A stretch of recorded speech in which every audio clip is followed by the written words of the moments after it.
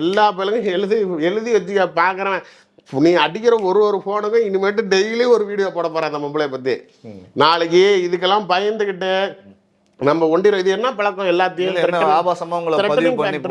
அப்படிதான் போட்டுக்கிட்டு இருக்காங்க. நான் அந்த ஃபோட்டோவே போடுறேன், நீங்கள் போடுங்க. ஆக்சுவலாக ஒரு கெட்ட வார்த்தை போட்டு எங்கள் அம்மான்னு சொல்லி போட்டிருக்காங்க. அது ஆக்சுவலாக என்னோட சிஸ்டரு.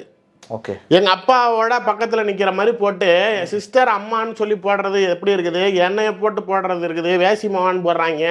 இதை விட ஒரு ஹைலைட்டு, அவன் அவ்வளோ பேரும் என்னை திட்டி வாய்ஸ் மெசேஜ் போடுறப்போ ஒரே ஒரு ஃபேஸ்புக் ரீலை மட்டும் நாளைக்கு ரெகுலராக அனுப்பிச்சிக்கிட்டே இருக்கேன். நான் அதை தரேன், நீங்கள் கண்டிப்பாக இந்த ஷோவில் போட்டே அவனை. பரவாயில்ல, கெட்ட வார்த்தையில் திட்டுறவனை தான் சமூகம் தப்பாக பார்க்கணும். திட்டு வாங்குறவனை என்னைக்கு நம்மள என்னடா அந்த வார்த்தை சொல்லிவிட்டான் அப்படின்னு நினைக்காது.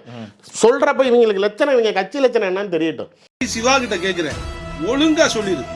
உன் பொண்டாட்டி எவன் கூட பெத்தா, ஆனா உன் பொண்டாட்டி நல்லா தெரியுது. ஒன்னு நேரு இல்ல பொன்மூடி கூட இல்லன்னா டிஆர் பாலு, இந்த 3 பேத்து கூட உன் பொண்டாட்டி.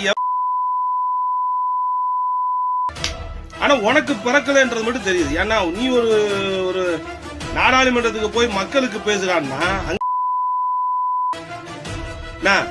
உனக்கும் தெரியும் உன் பையன் உனக்கு எவனுக்கு பிறந்தான்னு தெரியல. பிரேமலதா விஜயகாந்த இன்னொரு முறை தவறா பேசினான்னா எங்க இருக்கானோ அவனோட சேர்ந்து உனக்கும் செருப்படி விடுங்க.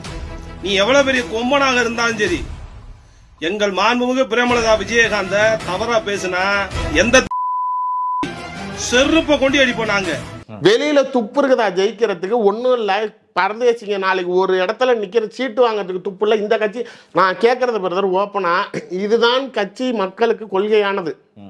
ஃபார் எக்ஸாம்பிள், நீட்டு நீங்கள் ஒரு கொள்கை எடுக்கிறீங்க, நீட்டு பிஜேபி நாளைக்கு முடியவே முடியாது நடக்குங்குது. இப்போ டிஎம்கே நீட்டை விளக்கணுங்கிறது. அப்போ யூ ஹேவ் அ கிளாரிட்டி பிக்சரில் எங்கே போகணும்னு ஏதோ ஒன்று சொல்லுங்கள். இப்போ நீங்கள் மத்திய அரசாங்கத்தோடைய பட்ஜெட்டை பற்றி அறிக்கை கொடுத்துருக்காங்க. இதுக்கு முன்னாடி என்ன அறிக்கை இது வரைக்கும் இப்போ தேமுதிகலேருந்து பிரேமலதா கொடுத்துருக்காங்க சொல்லுங்க பார்த்துப்போம்.